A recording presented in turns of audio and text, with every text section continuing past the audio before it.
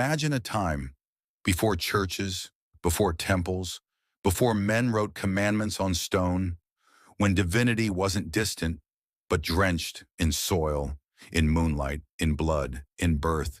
She was not God, she was source, the curve that held the seed, the tide that pulled the moon, the dark that birthed the dawn. From Çatalhöyük to Crete, from the Indus Valley to the Orkneys, her statue stood, wide-hipped, breast-heavy, serene, not as idols, but as anchors. Reminders, life comes from body, not doctrine, not dogma, not decree. We call her goddess, but she had no name, because she was everything. And then they came, with swords, with scrolls, with silence, and they buried her, not in earth, in shame. 9,000 years ago, in what is now Turkey, humans built the world's first known temple, not for war, not for kings, for her. At Göbekli Tepe, before pottery, before writing, before cities, people dragged 16-ton pillars carved with foxes, cranes, and serpents to worship something they could not name, but deeply felt. At Çatalhöyük, wall paintings show leopards bowing to a woman giving birth. At Malta, subterranean chambers cradle corpulent goddess figurines, hands resting on bellies like blessings.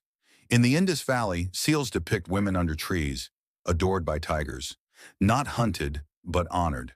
This wasn't religion, it was recognition, a covenant. We live because you bleed.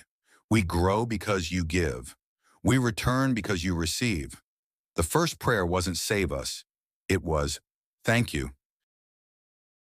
The shift. Bronze turned to iron, plows turned to swords. Sky gods rose, distant, jealous, demanding. And she was pushed down, down into caves, down into forests, down into whispers.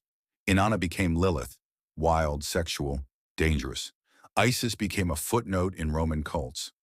Asherah, wife of Yahweh, erased from Hebrew texts, her poles smashed by prophets. Even Eve, blamed for the fall, when earlier myths called her mother of all living. Why? Because you cannot control a goddess who owns her body, who bleeds without shame, who mates without permission, who births without apology. So they called her witch, harlot, serpent, temptress, and burned her in effigy, then in flesh. The divine feminine wasn't replaced, she was exorcised. But she didn't vanish. She went underground, in Eleusis. Priestesses guarded the mysteries, promising initiates, death is not the end. You will be reborn, as you were born, from her. In Delphi, the Pythia sat on a tripod, breathing vapors, speaking prophecies that shook empires, until male priests rewrote her words. In Celtic groves, druidesses healed with herbs, red omens and ravens, crowned queens, until Rome cut down their oaks. These women weren't rebels. They were remnant, the last living libraries of a world that remembered. Divinity has a womb, and when they died, the flame didn't go out. It scattered into folk tales, into midwives' songs, into grandmother's hands kneading bread. The goddess didn't leave. She went quiet. Between 1450 and 1750, Europe unleashed its final purge. 60,000, perhaps 100,000, women burned, not for magic, not for devilry, for knowing. Midwives who eased births without priests, healers who used herbs instead of prayers, widows who owned land, spinsters who lived alone, women who spoke back. She consorts with demons, they said. Translation, she consorts with herself. The Malleus Maleficarum, hammer of witches, declared, all witchcraft comes from carnal lust, which is in women insatiable.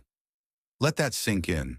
Her crime, existing outside male control. They didn't fear her power.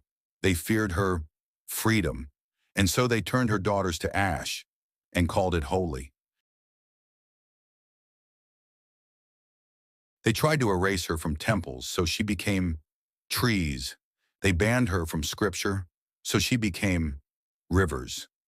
They silenced her from pulpits, so she became moonlight on water, wind through wheat, the sigh after birth, the hush before dawn.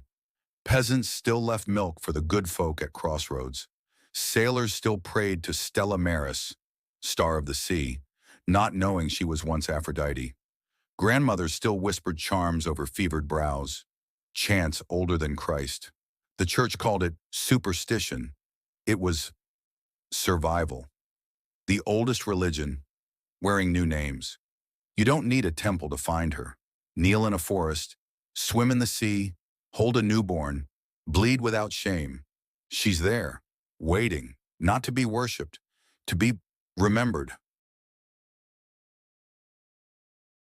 And now, she stirs, not in cathedrals, not in covens, in boardrooms, in protests, in therapy rooms, in delivery wards. Women reclaiming witch, not as slur, but as sovereignty. Men weeping at altars of Kali, learning softness is strength. Non-binary souls dancing under her many names. Neither he nor she, but source. Science confirms civilizations that honored the feminine lasted longer, warred less, nurtured more. Psychology reveals integrating the divine feminine heals trauma, restores balance, bursts creativity. Even AI researchers whisper, the next leap won't come from logic alone, but from intuition, from flow, from her. This isn't rebellion, it's remembering. The world is sick, not from sin, but from severance, from cutting the cord to the mother. And she's not angry, she's waiting with open arms and full hands. They thought they killed her, with swords, with fire, with words. But you can't kill what never dies. You can only forget. And we forgot. Forgot that holiness lives in hips, that wisdom flows with blood, that creation is not conquest, but surrender. But look around. The forgetting is ending.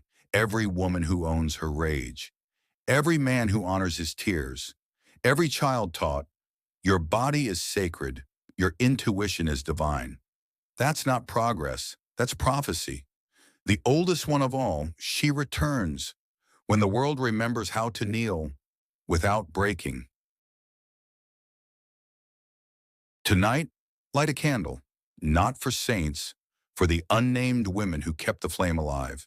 Whisper thanks to the midwife, the healer, the weaver, the rebel, the crone, the ones burned, the ones buried, the ones still here.